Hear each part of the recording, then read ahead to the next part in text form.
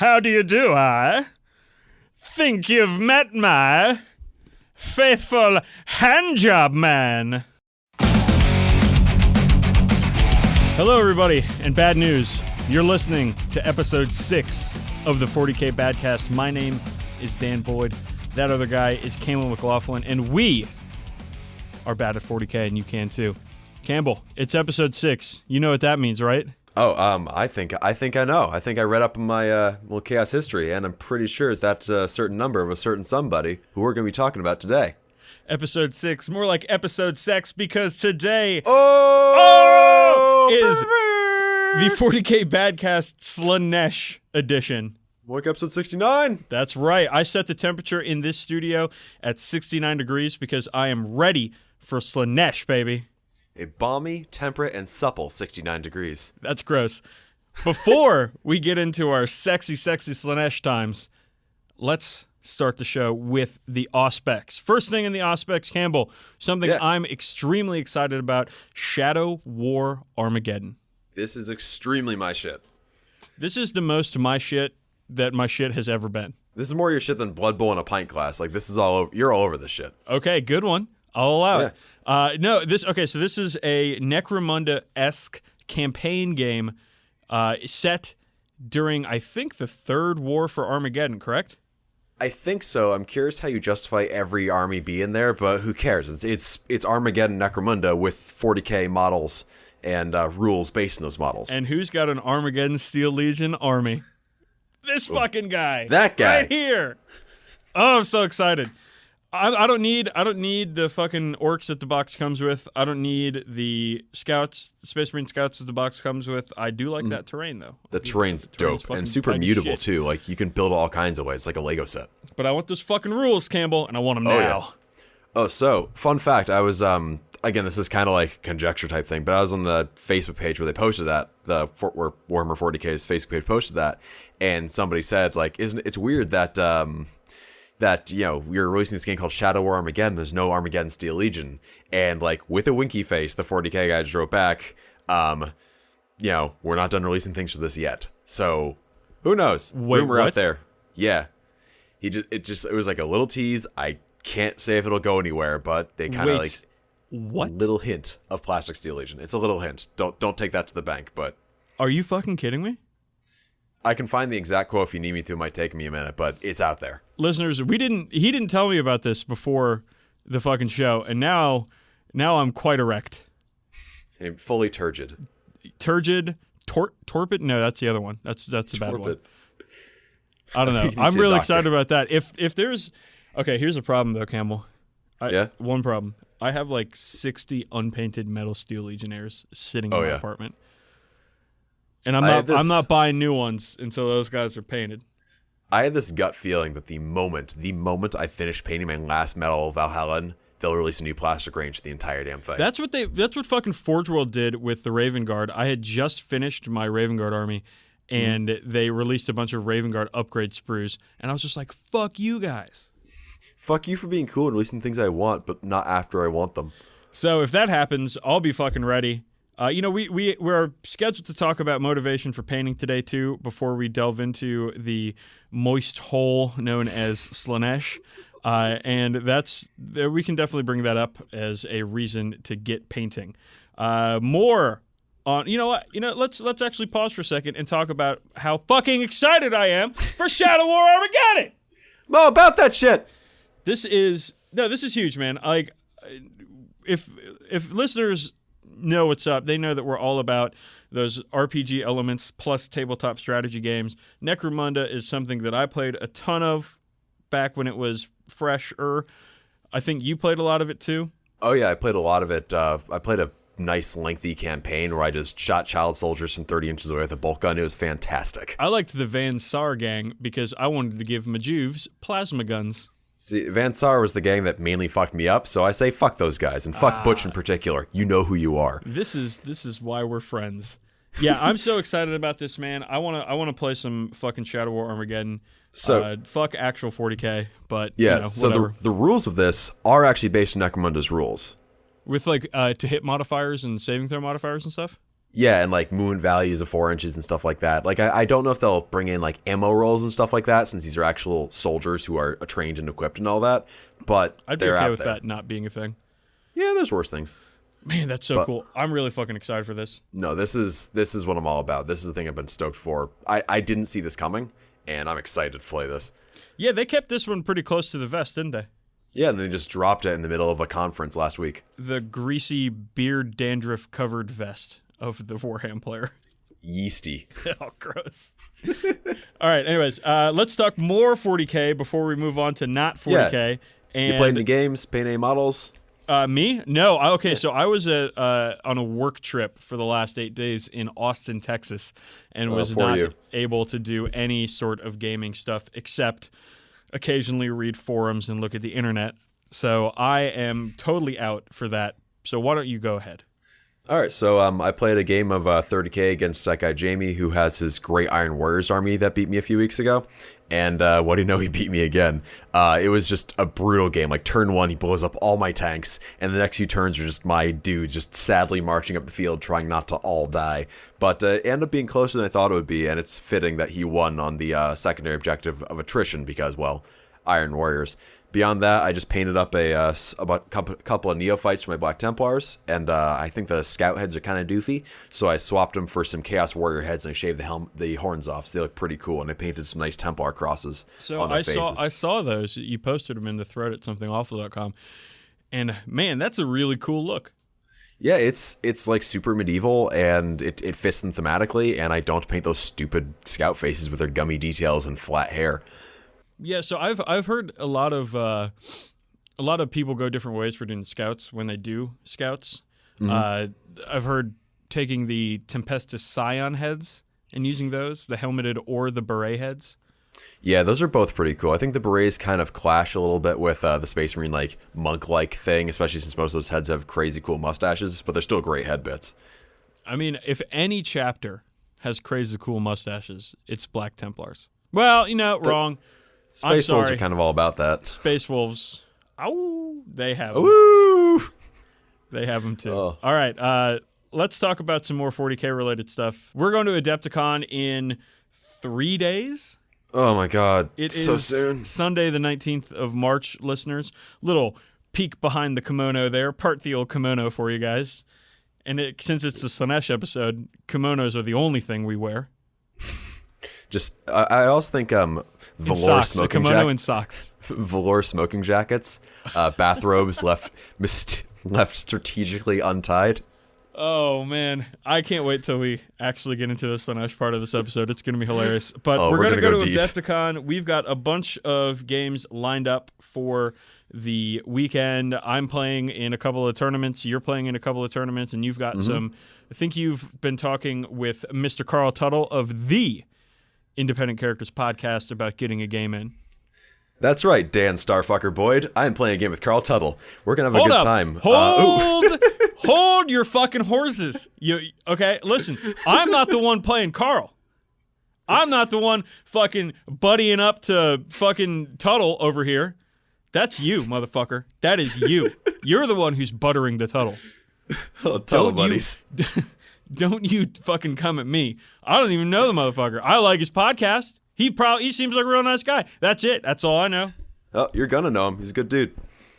But yeah, I'm playing him on Wednesday. Like, basically, we're gonna land. You and I are gonna head to the hotel, and then like 2 hours later, I'm gonna be throwing down with him in a stupidly big game of 30k. His word bearers versus my ultras. I'm really excited to see that happen because you guys both have really beautiful armies. Dude, it's gonna look great. I just hope the tables that they have for open play are suitably pretty. Beautiful smiles too. Aww. Huh. Oh, so I'm sorry. I just found the quote. Some guy said, "So I saw Armageddon and got super, super stoked. Then I saw it was just some lame 40k Space Marine scouts and nothing to do with the Steel Legion. What a complete missed opportunity." And Warhammer 40,000 replies, "The article mentions there are more details to come." So it's vague, but. Well, I hope that means Plastic Steel Legion because I will pull my dick out in Games Workshop and probably be asked to leave. You'll never be allowed back in. But I'll wear a fake mustache or something. They'll never know it's me. Okay. Anyways, we're gonna talk something that's not 40k for just a moment, and it's new models from Age of Sigmar. And the reason I'm mentioning these new models from Age of Sigmar is because they're really fucking cool. And this is coming from somebody who, well, let's paint them a word picture. These are Caradron overlords. They are steampunk-esque dwarves for Age of Sigmar with steam-powered power armor and a lot of guns and airships and jump pack troops that fly around on balloons. Now, you might be, dear listener, you might be thinking, Dan, that sounds fucking stupid. And you're right, it does sound fucking stupid, but it looks fucking awesome. And this is coming from somebody who hates dwarves, hates steampunk, and has no interest whatsoever in Age of Sigmar. But man, oh man, these models are tight. Dude, there's a point where like even I can go like those dorks in like those fucking brown dorks covered in clockwork parts are actually kind of cool. Yo, these also fucking airship models are so cool. Well, that's the thing. Almost everything looks kind of functional. It's not just a bunch of clock parts just haphazardly strewn about in some dude's top hat. Although there is a dude with a metal top hat and a metal monocle on top of his like beard mask. Wait, I'm looking at him right now. Yeah, it's stupid. There's a guy with an anvil on his back too. Yeah, that guy rules. He's also got a hammer that ostensibly hits that anvil. But it's a great range. Like, I feel like Age of Sigmar really, it started off, like, almost no one was happy with how it started off. And the starting two armies that they launched with the Bloodbound and the Stormcast guys were both pretty bland. But then these guys right here, these Caradron Overlords and the Sylvaneth are kind of where I feel like they've really hit their stride, finding an aesthetic that works for the setting and having strong art direction behind a faction that doesn't have every model looking like a samey copy of the guy next to him. Yeah, these models are really something else. I really, if you had described them as fucking steampunk dwarves with fucking hot air balloons all over them, I would have been like, all right, fucker, that's real good. I hope you have fun with your dumbass shit. But these things, and it might, I think the paint job that the studio has done on them helps out a whole lot with the burgundy plating with the bronzy gold colors. Yeah, it grounds the faction a little bit and keeps it from being just a bunch of giant gold baby men. Yeah, I'm glad they didn't go blue like they do with the fantasy dwarves. The fantasy dwarves. I think it looks much, much better. These things are cool, man. These things are really fucking cool. Which is coming from somebody who hates pretty much everything that could have gone into them. They also have a lot of character for dudes wearing masks. Like, you can look at the Stormcast range and see how bland, like, masked dude next to masked dude is. And these guys all have these, like, cool beard helmets with metal beards and all that stuff. And every guy, not every guy looks individual, but they all look distinct. I really like the regular troopers. Yeah, they're great. These guys with the pistols and the hand weapons. Yeah, I really like them. Those guys are going to find their way into a lot of Count's as squad armies, I can tell you that. Yeah, I can't wait to see how people bring them into 40k. But then again, they all have guns, so you could just bring them into 40k. Yeah, no, they got rotor cannons. I would not be surprised if I saw these guys as Counts as Space Marines or Horus Heresy or something like that. I would allow it. The Demiurge, it's on the way. Yeah. You heard it here first. Heard it here first. Exclusive announcement from pre-Adepticon showing Demiurge on the way. They're just called something else. If you want to look at pictures of these guys, we'll put them in the show notes for real this time. Yeah, it's on Warhammer Community. And it's on Warhammer Community. Really, really cool stuff. So let's move on to our first actual topic today, motivation for painting. Last episode, we talked about painting. How to do it, why to do it. Well, not why to do it, but how to do it. Or how we do it. That warm, fuzzy feeling it gives you. We want to talk about motivation. And Campbell, how about you go first? What is your main source of motivation? What motivates you the most for finishing models?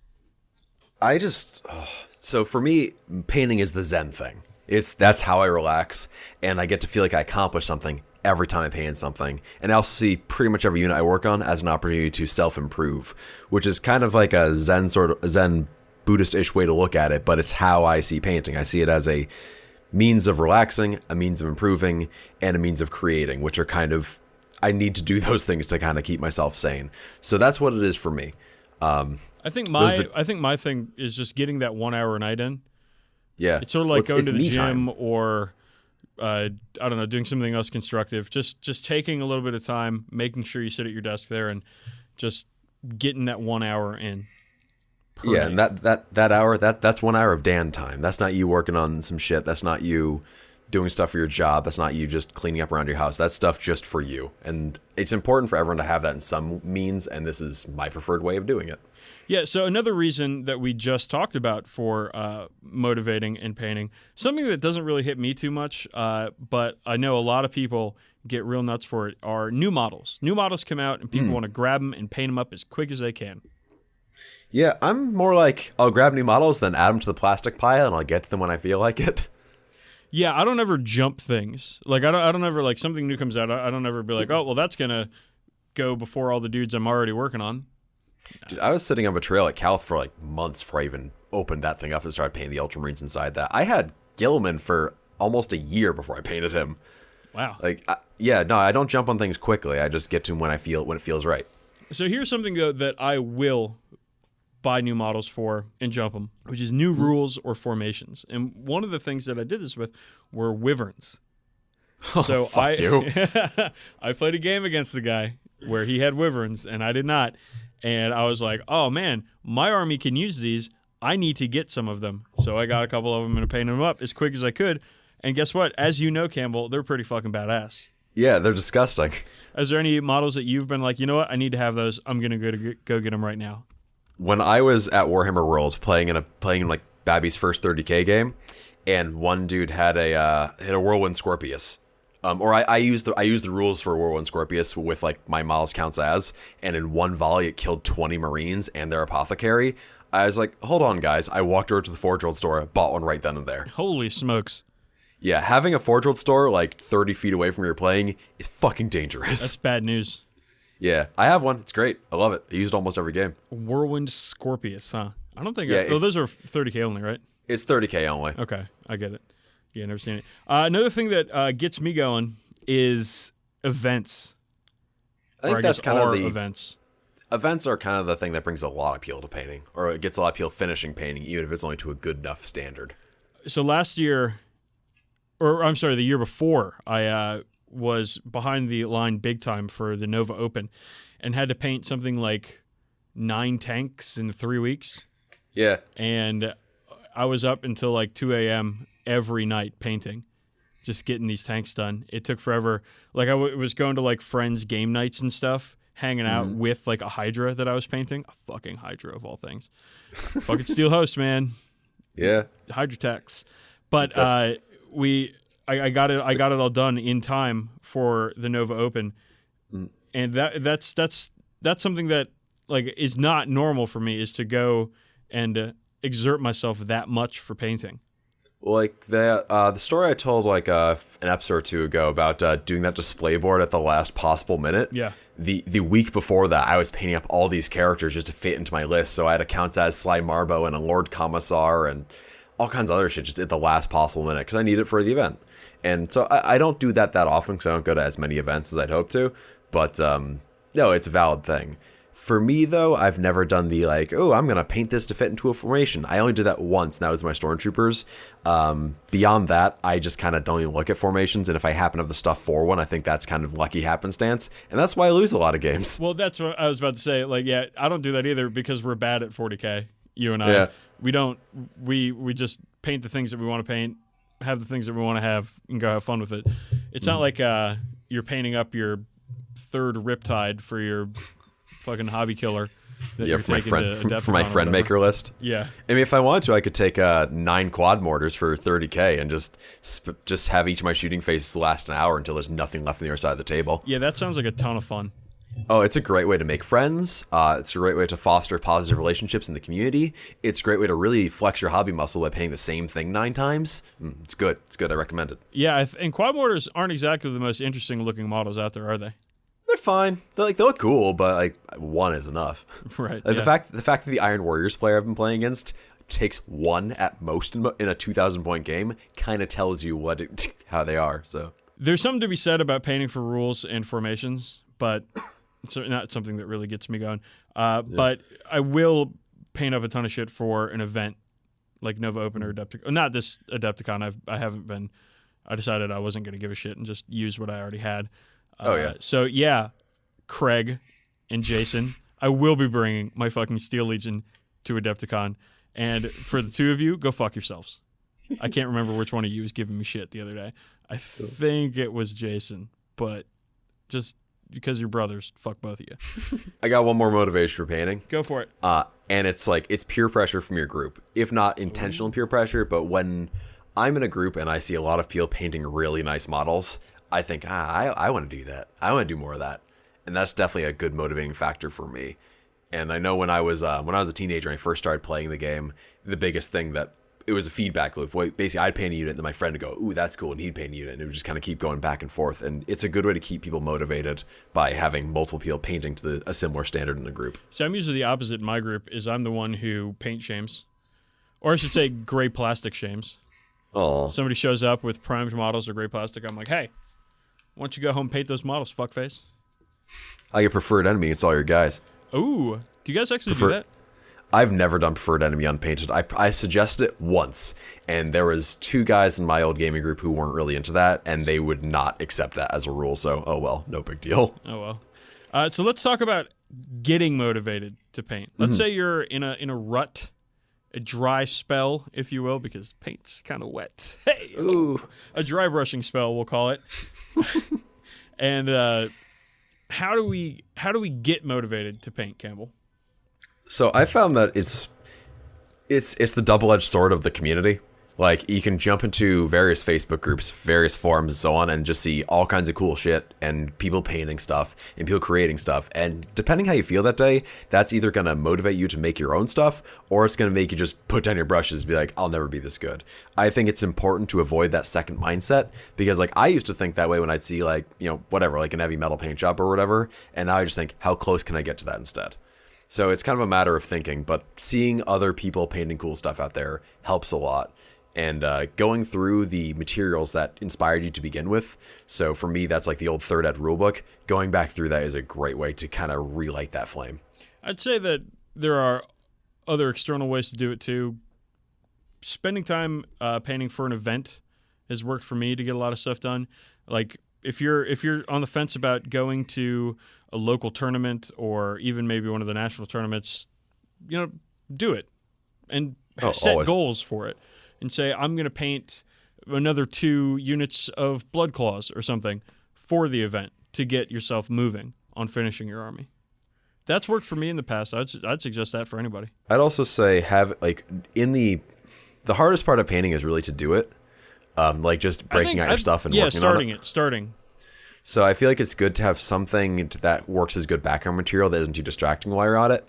So podcasts like the one you're listening to now is pretty good, or audiobooks about but only your game. Listen to this podcast. Listen to this one on repeat. This episode specifically. But yeah, like audiobooks about your audiobooks or podcasts about your game or your army, especially if they're about your army, are a really good way to stay motivated and keep in it. And also, it can often give you kind of a this episode, let's just say this podcast is going to be about an hour long. Cool. You can now set aside the next hour to listen to this and paint this or whatever. Right. I listen to Independent Characters is one of my favorite ones. And I love listening to that because what'll end up happening is I'll end up going like the whole 3 hours painting. Yeah. Just listening to that one because I'm just in the zone. I'm in the Warhammer zone. Dude, after 3 hours of like listening to like an IC's episode and I've just been painting, I just have to like sit back and just be like, man, I need a cigarette. And on that sexy segue, you know what time it is. Get the Barry White, get the lube. It's time for Slaanesh. Oh yeah. So no, I'm moist. I'm throbbing. Turgid. What other gross words can we use to describe our sexual appetites at this moment? Lusty. I like lusty. That's a good one. Okay, anyways. So this is the 6th episode of the 40k Badcast, and we decided that for the 6th, 7th, 8th, and 9th episodes, we're going to do a 4-part series known as Get to Know a Chaos God. And the magic number for Slaanesh is 6, so here we go. We're talking about Slaanesh. Slaanesh is the chaos god of excess, which can be interpreted as pleasure, pain, gluttony. Yep. Even, I guess, no, that's excessive sloth would just be Nurgle, wouldn't it? More or less, but why not? Like, chaos is fickle. And the most fickle is Slaanesh. So Slaanesh is, I think, one of the more interesting of the Chaos Gods. And not really the people who really like Slaanesh. I'm not really too much of a fan of them. But the idea of Slaanesh itself, something of unbound excess, of unbound desire. It's hedonism as a god. It's the hedonism bot from Futurama. Yeah, that. I regret nothing. But like that's Slaanesh. With more titties. That's Slaanesh. With a whole lot more titties and a few more arms. Several titties. So let's talk a little bit about history of Slaanesh. Campbell, was Slaanesh around at the beginning of time? No, actually. What happened? What brought Slaanesh into the universe? Well, the Eldar decided to have a bit of a shindig, have a bit of a party, have a few drinks, have a few laughs, and then it became a murder orgy, and it birthed a chaos god.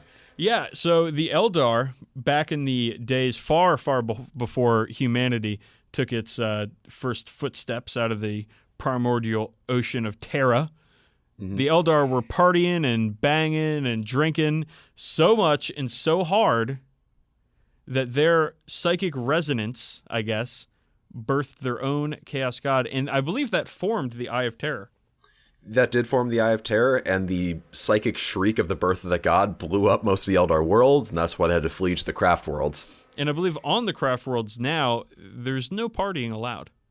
No, it's a very austere, very ascetic lifestyle because, they see what happens when they don't. And that's why all the Eldar wear a soul gem, because when they die, their soul will go into that instead of being eaten by Slaanesh, which is called She Who Thirsts in the Eldar language. That's right. The Slaanesh, she just sort of hangs out for when Eldar die and devours their souls, right? So, yes. So also the thing is, Slaanesh is, we just referred to as She Who Thirsts, but is also officially called the Prince of Excess. Slaanesh is a mutable god that is neither male nor female, but a bit of both whenever it serves it. Gender fluid, I believe the term is. Mm-hmm. So they who thirsts. Yeah, if you want. I mean, I never asked a chaos god what their preferred pronouns are, but it might be they. Yeah, we can stick with they. I think that's sounds fair. Good. So Slaanesh, they're hanging out for all the Eldar after they die. When the Eldar die, they're done, soul-wise. Yeah. It's all Slaanesh, unless they go into, I guess, the Wraithbone, right? Yeah, which is the Infinity Circuit, which is what the point of the Soul Stones is, to trap their soul and then put it in their big Infinity Circuit and put that into a Wraithbone robot later if they want to. There is a way to stave off Slaanesh, and the Dark Eldar do it. Oh, yeah, they do. By using proxy souls. Mm-hmm. They'll torture people until the pain and suffering that gets the attention of Slaanesh. And then Slaanesh will, take that soul instead of the Dark Eldar soul. But this is a temporary thing for the Dark Eldar, because Slaanesh, they still want what they're due. Yeah, this is just a way to put it off for a bit longer. So how does Slaanesh interact with the other Chaos Gods? Slaanesh is often depicted as the weakest of the Chaos Gods, because with Khorne and Tzeentch and Nurgle kind of bossing them around a bit. So, if I remember correctly, Khorne and Slaanesh don't get along very well, do they? No, because Khorne wants death, and death is the opposite of excess. Because Slaanesh wants to celebrate life, in a way. Yeah. By celebrating the deaths of others, but your own life. Death is pretty final. Again, hedonism. Yeah. You can't really be more excessive once you're already dead. No, that's pretty basic level of existence is death, a dead thing. Yeah, or lack thereof. So are there any cool stories that Slaanesh takes a part in? So so it's not I don't think it's anyone's favorite Horus Heresy book, but Angel Exterminatus shows a Slaanesh cult kind of on parade. And it is this marching parade of people wearing loud colors and like waving censers of drugs and all this shit, and just having a massive roving party as they march that just degenerates and degenerates until they start fucking and killing each other in the midst of the march. And Perturabo is just looking at it the entire time, being like, "What is this shit?" Which is, I think, is how most people would react. Right. There's actually a lot of Slaanesh that gets into 40k lore and books, because I think Slaanesh is one of the more relatable Well, of the Chaos Gods. I think everybody can at least relate to the Slaanesh bad guys a little bit, because you're like, yeah, I like drinking and partying. Well, that's the thing. It's like with Nurgle, it's like, who wants to be like a gross plague dude? Like, no one wants to be like a gross, like weird dude with like acid tongues growing out of their nipples. And with Khorne, it's like, yeah, I might want to hit that dude, but I don't want to collect his skull and drink from it. With Slaanesh, it's a very human want to do the typical like 7 deadly sins stuff, because like that stuff's fun. It's just a lot of fun. Slaanesh is having a good time. There's a really good part in the Caiaphas Cain novels where Caiaphas goes and gets almost seduced by a Slaaneshi cult on like some forest world somewhere. But Gunnar Jurgen shows up at the last second, and their psychic influence is nullified. And he's like, oh, wait, this is a bad place. Yeah, no, there are a bunch of demonettes that are kind of like in the guise of, beautiful sirens, and he shows up, and one of them just turns into this gross demon, and Cain says, if I remember the exact quote is, sorry, I prefer blondes, and shoots her right there. You know what? I do remember that. The Caiaphas Cain books, listeners, are really, really good, and you should, if you haven't read them, go out and do it. However, they kind of revolve around the same plot, is that Caiaphas Cain gets into trouble, and then Gunnar Jurgen, who's a null, a pariah, shows up and then nullifies whatever psychic influence is going on, and Caiaphas does a witty quip and then gets the fuck out of there. And Sandy Mitchell like exhausts the list of words in the thesaurus that go with smelly to describe Jurgen. That's fine. He's a stinky guy. It's cool. Yeah. Another good story that Slaanesh is involved in is the Shadow Sword novel from Guy Haley, which I think I've talked about on the show before, where the Slaaneshi Emperor's Children show up, and we're going to talk a little bit more about the Emperor's Children in a moment. They show up and they fuck shit up royally for the governor of this rebel world. Yeah, I haven't read that book, but I really want to. I heard both those tank books of his are real good. Oh, Guy Haley is excellent, man. All his books are top notch. All right, so let's talk about the demons that kind of gather around Slaanesh. What do they look like? What do they do? How do they really fight on the battlefield? They certainly have a cool aesthetic. Yeah, it kind of takes again that look of Slaanesh, where it's like not quite male, not quite female. It's a bit androgynous, and then it mixes it in with some really grotesque shit like crab claws and hooves and stuff. So okay, the demonette. Let's just talk about the demonette. The demonette is a androgynous figure with claws and dead shark eyes and teeth and potential, extra body parts here and there. They have evolved somewhat since their original iteration in what I believe was 2nd edition, 40k, and probably 3rd or 4th edition fantasy, from having bald chicks with fangs and giant crab claws. Now, you love your 2nd edition aesthetic. Do you like the current demonettes more or less than the old demonettes? So I think the modern ones, I really like their the armor, what they wear of it. It has like a lot of really cool details on it that looks very like artistic, and Slaanesh's whole thing is a lot of it is pursuing perfection in art and stuff like that. So I feel like that reflects that pretty well. I feel like the only models that have gone for the seductive beauty aspect of them that's supposed to be there is the Juan Diaz demonettes from 3rd edition, but I've never been quite as nuts for those as a lot of people are. I like the look of the demonettes. I think they're a lot more subtle than the other demons. Like the corn guys, with their giant bony crests and big flaming swords or whatever. They're very traditional demons. Yeah. I like that the demonettes aren't your traditional demons, and your whole Slaanesh range is a much more subtle. Yeah, it does have this aspect of kind of perverted beauty. I don't mean perverted in like the pervy way, but like kind of fucked up beauty. Like you can see it started from somewhere beautiful and became something kind of grotesque, but there is a beauty in that, whether it's in the decoration on their armor or the way the angles and the models flow or what have you. What other kind of demons are there for Slaanesh? So you also have Seekers, which are the little like anteater ostriches that they ride. They have these like long, gross tongues that in like old school 40k could like whip around. I think they're just mounts now, and they sometimes have boobs, but they're these really lithe, weird looking, very alien mounts that the demonettes ride on. Yeah, the Seekers of Slaanesh. They used to be called demonettes on steeds of Slaanesh. Yeah, but that's not as easy to brand. No, Seekers of Slaanesh are cool. Man, these claws have changed a bunch, haven't they? They've gotten a lot less crab-like and a lot more insect-like. I'm not really sure what the right word is, but still pretty cool though. Yep. So after them, you've got Fiends of Slaanesh, which are kind of this like chimera-esque mix of like goats and scorpion and boobs and reptile and mammal. They're kind of like the thing you'd see from an old like book on demonology. And I think they look really cool. I don't think I'd ever want to use them myself, but I think they're really. How old is this model? Well, the modern one's from only like 5th edition, and like 40k. It's not that old. Really? Yeah, it fits the same aesthetic as the other ones pretty well. But there were the drawings of them from Rogue Trader. They have like big, gross bug faces and stuff like that, and they look a lot like more like D&D bad guys. Yeah. The one thing that does bother me about the Slaaneshi demons, at least, are that the Keeper of Secrets model is showing its age big time. So that's kind of the Big Papa Big Papa Big Mama of the range is the Keeper of Secrets, and the metal model like from GW is kind of not great. Like it's very of its time, but I don't think it really gets across a lot of the ideas of Slaanesh very well. And you got to be careful using third-party models for Slaanesh stuff because a lot of it will have lovingly sculpted vaginas.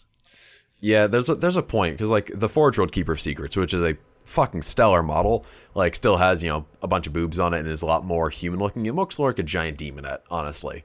But then you start getting into the weird third-party models where it's like, this is a lovingly sculpted vulva in resin on this thing. And, what do you mean I'm not allowed to be in the store anymore? What do you mean I'm not allowed within 300 feet of your children? Okay. Like, it gets a little too creepy too fast. I feel like GW and Forge would kind of balance the sexual and the creepy and the weird pretty well. But the model range for the Slaaneshi demons, I believe, is fully fleshed out. As far as I'm aware, yeah. At least for the demon side of it, and they also have that kind of chariot too. Oh, they do. That thing is pretty intense. It's like a wheat thresher. Perfect for your games of 40k, your games of sci-fi farming. My agricultural simulator in the grim dark future. So just like every other Chaos God, Slaanesh is also represented within the Chaos Space Marines, and in this case, my favorite legion, the Emperor's Children. Oh yeah, your favorite. All your big friends. You got Skrillex. You got everyone's favorite Sephiroth looking fuckboy Fulgrim. You got Lucius. What's the Lucius eternally annoying. Yeah, he just doesn't die. He just kills your shit, and he has this gross weird tentacle. No, he coming out. dies, but then you become him. Yeah, that's worse. That sucks. I don't want to be him. No, he's terrible. So he's got a stupid spaghetti hand. So listeners, if you want to know how I feel about the Emperor's Children, you can go back to our first episode, or to any episode. Or to any episode. But my main problem with the Emperor's Children is not that they are inherently fuckboys. It's that Fulgrim is a complete piece of shit and deserves nothing but scorn.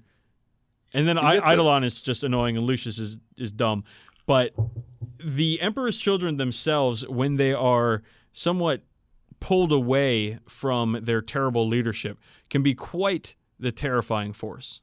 Oh, yeah. Because they use a lot of illusion magic, a lot of glamours, and a lot of misdirection to make them seem noble and beautiful and wonderful, while they're really just depraved pleasure seekers, hedonists, and murderers. Well, because they once were noble and honorable. Like, Lucius does start out as like an honorable swordsman before he just goes fucking nuts. And the Emperor's Children were, there's like a speech that Fulgrim basically gives about how his plans for the future that inspired the Emperor to name them the Emperor's Children and let them be the only legion to bear the Aquila on their armor. Like, they once were an honorable, great army before they fell to chaos and became taken in by excess. And they nominally, at least, stood for perfection on the battlefield. Mm-hmm. So they would have the most perfect planning for every battle. They would execute their battle plan with the most perfect formations, and they'd look perfect when they're doing it. And that's what led them down the path of Slaanesh, was their need for perfection, their excessive need for perfection. Mm-hmm. Which I think is a pretty interesting story. but it's clouded by this just the shit characters of Fulgrim and Eidolon and Lucius and all those guys. But again, that is a human story, though. That's a relatable story, is striving to be better and then finding yourself. Yeah, it's, again, like Road to Hell, good intentions, all that. Up short. Yeah. The Emperor's Children's story. They also have a specialized unit in the Chaos Codex called the Noise Marines. Now, these guys are some of my favorite units in 40k. They've got a lot of character. They're fun. I've been playing music for a long, long time, and the idea of a Space Marine with a giant bass guitar that can torch a fucking Leman Russ in one shot is extremely attractive to me. Yeah. So let's talk about the models for those, because they had a few evolutions over the years. Originally they just had like sweet guitars, and those are actually my favorite models. Dude, of that was my favorite of the Noise Marines. Nowadays they have more. It's just an upgrade kit, right? Well, it's been through a few iterations. So, like, the original ones are my favorite, too. They had, like, mohawks. They had big guitar guns where they're, like, firing them with the whammy bar. And they've got giant Gene Simmons heels. Like, they're actually wearing high heels with skulls on the feet of them. I do remember that, yeah. The good old days. There's a great paint job in the old, like, Second Ed Codex where every panel of armor is painted a different animal print or metallic color, because Slaanesh is all about being garish and gaudy. And that's the thing with Noise Marines, and a lot of Slaanesh followers, is they're so desensitized to sensation that it needs to be as excessive as possible for them to even feel it anymore. And that's why I think the Noise Marines are so great, because they're this unit armed with sonic weapons who show up on the battlefield, literally make as much noise as possible to disrupt and confuse the enemy, and then blast them apart with waves of intense sound. Yeah. So, such a cool idea. Yeah. It's also one of the few. So my big problem with Slaanesh is I feel like their representation on the tabletop is kind of difficult because of the theme of the god. Because the theme of the god is like blood and violence is easy to show on the tabletop. Ever-changing magic, easy to show on the tabletop.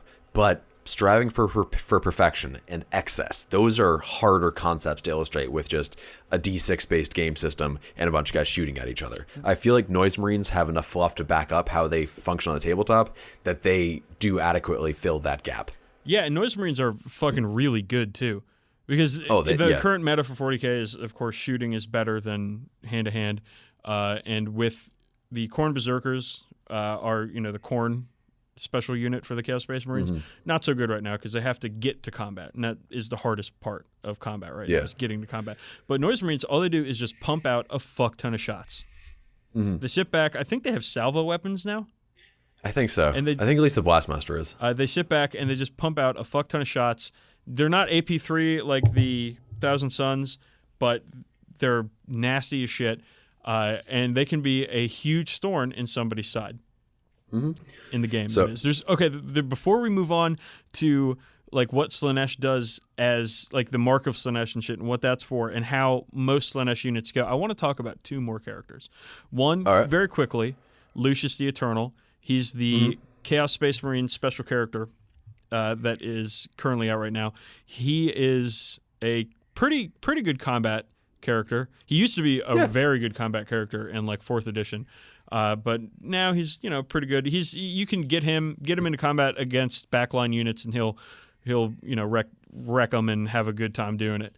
But more importantly, I want to talk about the Doom Rider. Oh, not the direction I thought you'd go with that. But also one I appreciate. The fucking Doom Rider is the coolest thing Games Workshop has ever done. A special character that you can pay points for, and you do not know when he's going to show up, and you do not know when he's going to leave. But when he gets there, he's going to kill something. Hopefully. Well, no, he'll kill something. It might be one of your guys, but he'll fucking show up, kill something, and then leave unexpectedly, and you're just like, why the fuck did I pay 200 points for this asshole? He's just he's just a stupid Ghost Rider. Like, he's just a shitty Ghost Rider. And I love him. He is the coolest fucking... He's got a giant sword. His hair is on fire. He rides a tricked out fucking chaos bike. The coolest... And there's so much fucking fan fiction written about the Doom Rider. Oh my god, they love him. Ever since Metalocalypse, that show, came out with fucking Dr. Roxo, the rock and roll clown, like, Doom Rider's like, well, that's Doom Rider. That's who he is. If you search for Doom Rider, you're going to find at least fan art, maybe conversions of him standing on his bike riding down a mountain of cocaine. Yeah, you can definitely find like there's Doom Rider songs on YouTube and shit too, with like metal bands have actually recorded Doom Rider songs. So maybe we'll find that and throw it in there too today. But love the character, just complete nonsense. It's Games Workshop at its goofiest. It's also like the Gary Morley at its most sculpting. Oh my god, the model is not the coolest model, but the idea that he just rides in, just screaming and yelling, having a great time, shows, and you don't know when he's going to leave.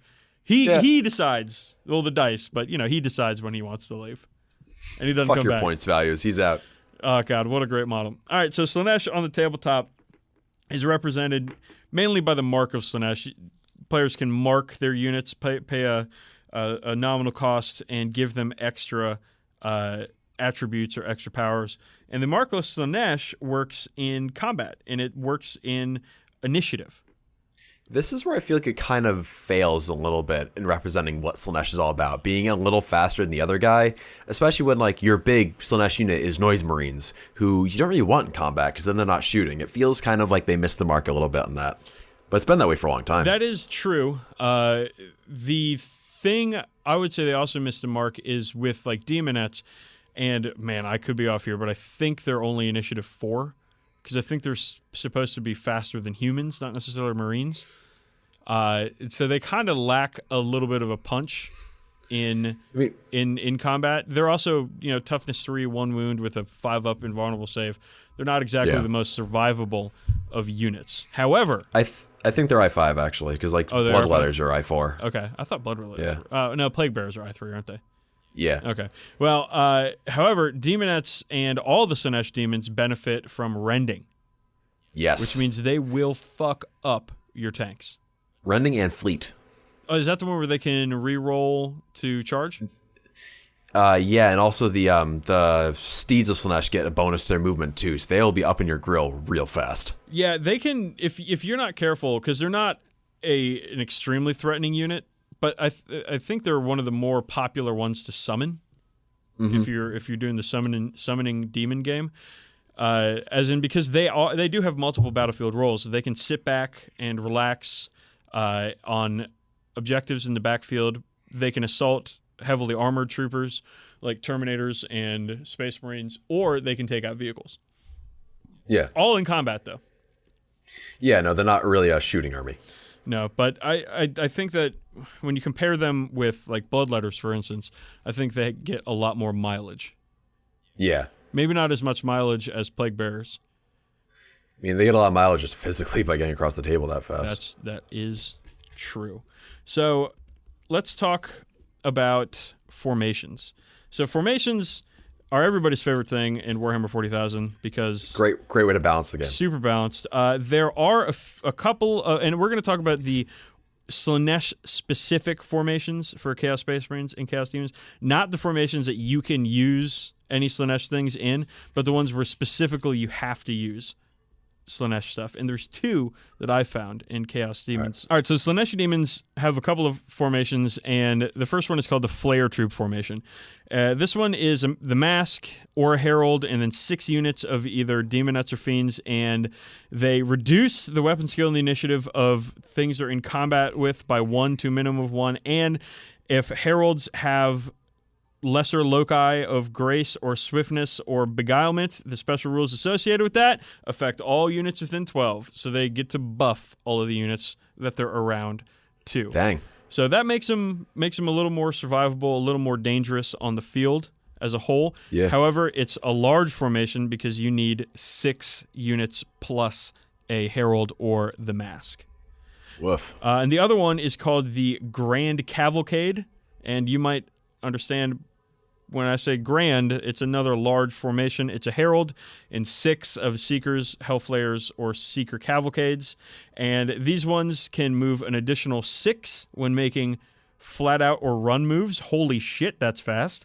Yeah. And they get additional strength 4 Hammer of Wrath hits when they charge. So they get there quick and they hit a little bit harder. And these are both from the Warzone Fenris book. But again, it's another large formation. Now, the Emperor's Children come with a couple of things. There's something called the Emperor's Children Rapture Battalion.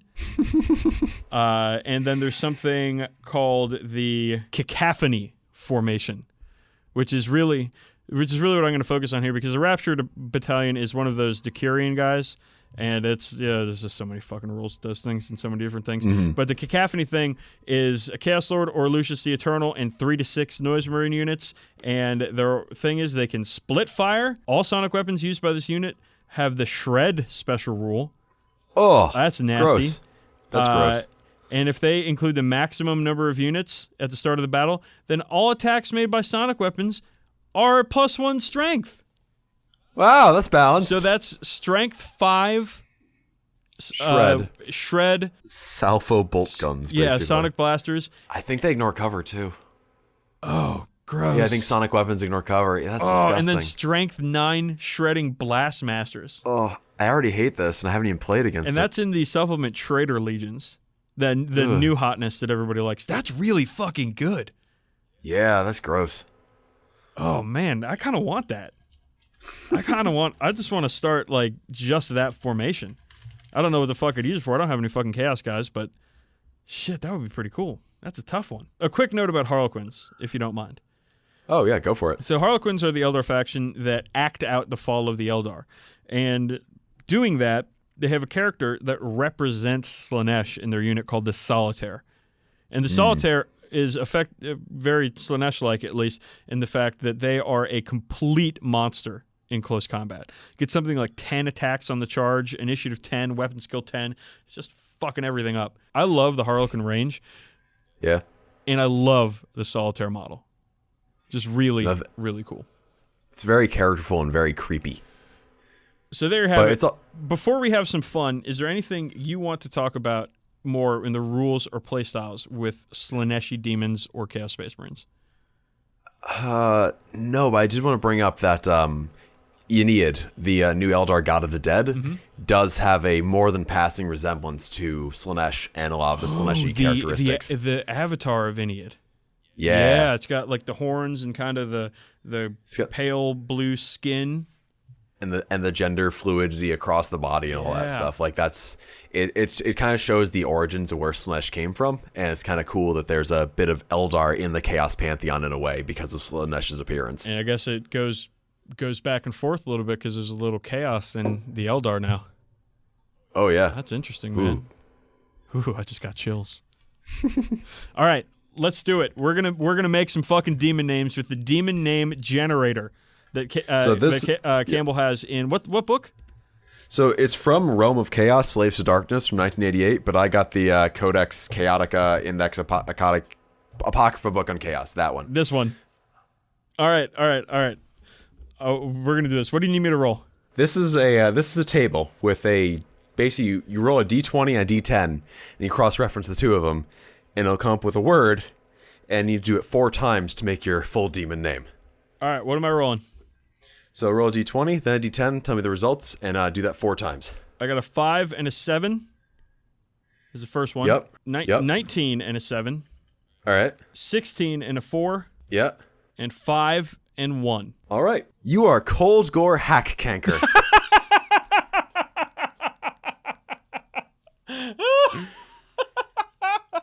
So Coldgore Hack-Canker, how do you feel about your new given demon name? That is so fucking stupid.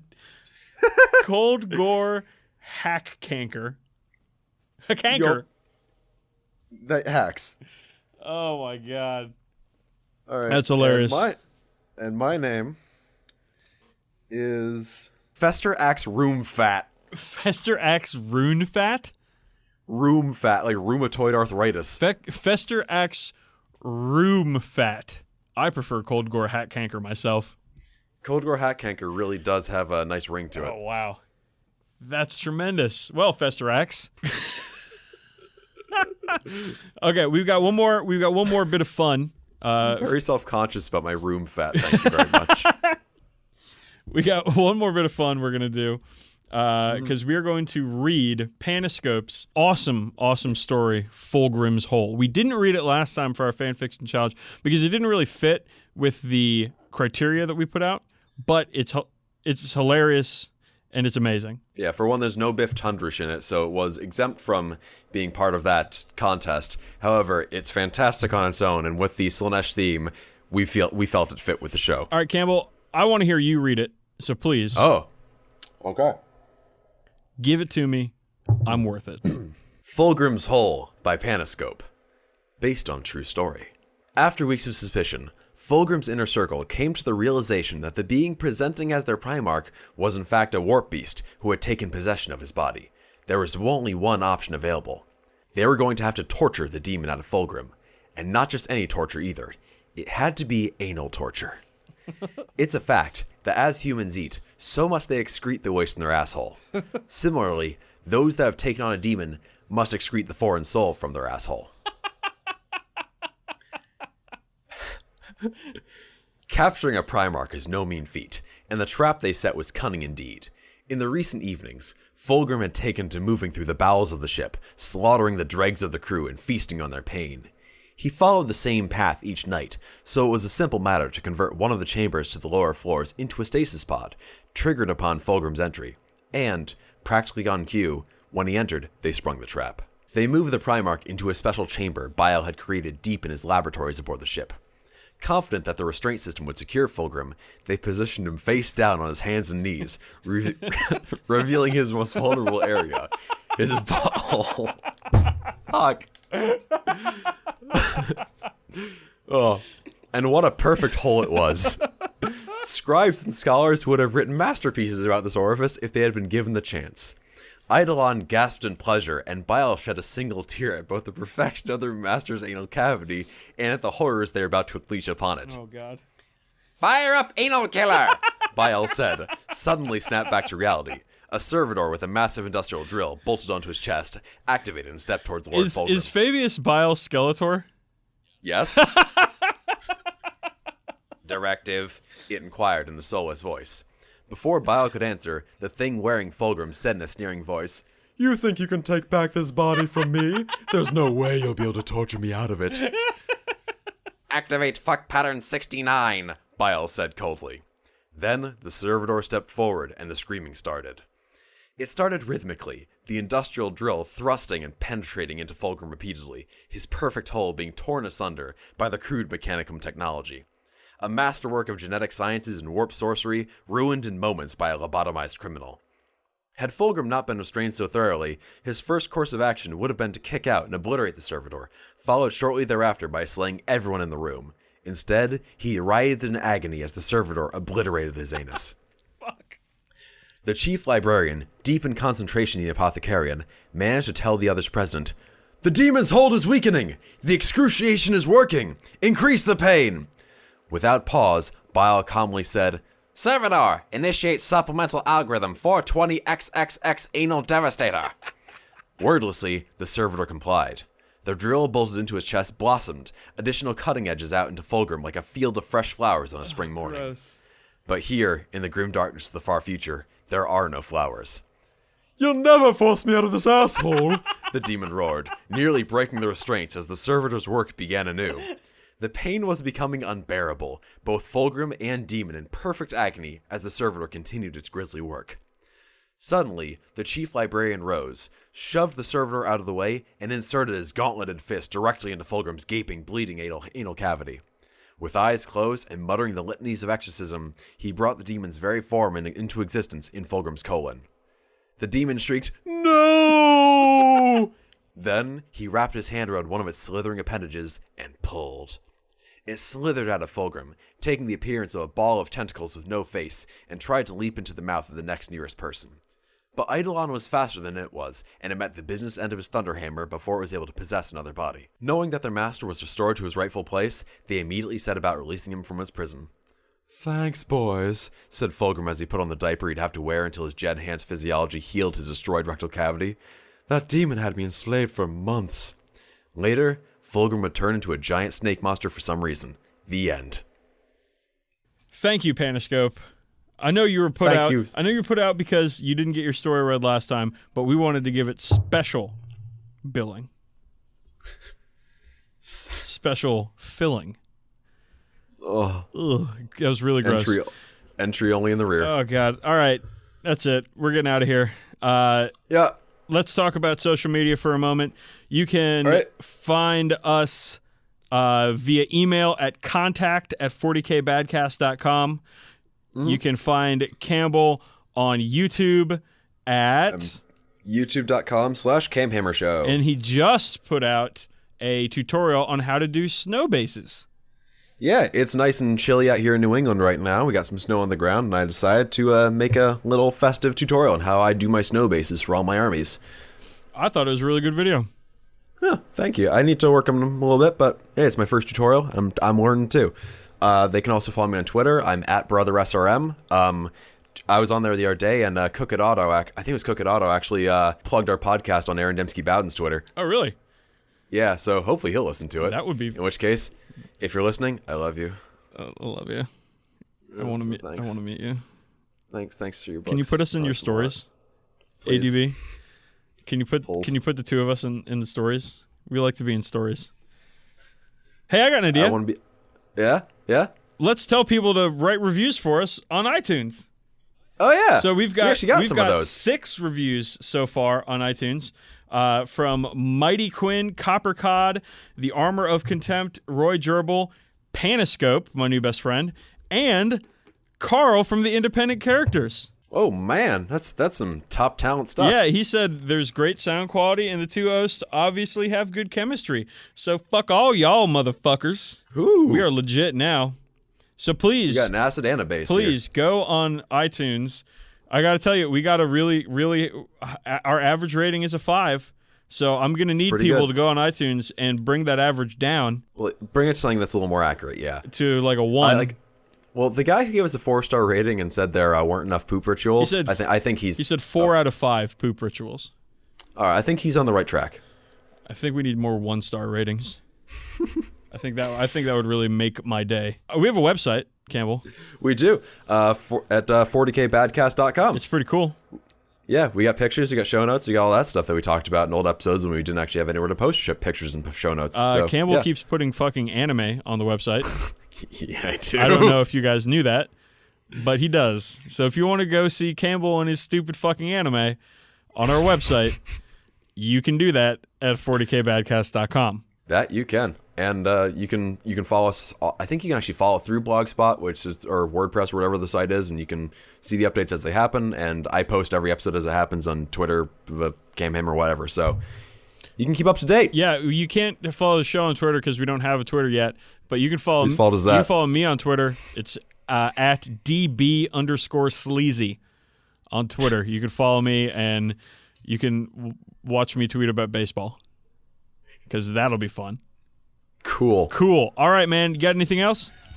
Got an inspirational quote for you. Oh, my God. Give it to me. I'm worth it. I long for death, not because I seek peace, but because I seek the war eternal. That's it. I'm Dan Boyd. He's Campbell McLadyfingers, and we'll see you next time on the 40K Badcast.